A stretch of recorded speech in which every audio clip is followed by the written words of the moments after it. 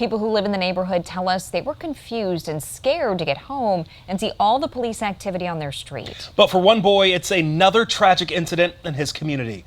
Grace Hodak spoke with him and shares why he says it's a lot to cope with. Attention Mount Horeb Fire Department, special request from Mount Horeb Rescue 40 now on scene, Village of Blue Mounds. It's a little frightening just to know that it's 5 or 6 houses down from where you live. Mount Horeb freshman Gavin Gray says he came home from school to an active scene in his neighborhood. My bus was coming up from that road up there, and I saw a fire truck that was facing that way.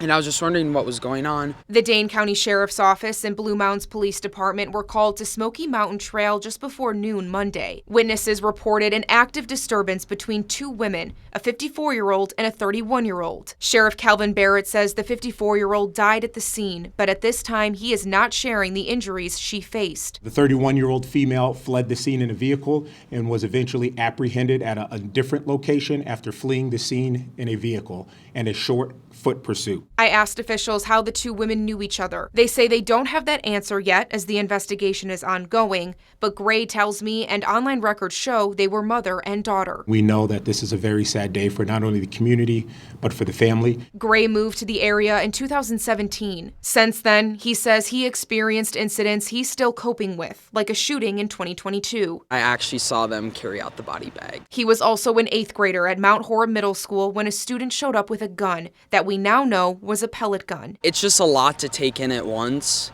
especially since it happened for the shooting, especially in such a short amount of time. It's just really hard to all take in. Reporting in Blue Mounds, I'm Grace Hodak.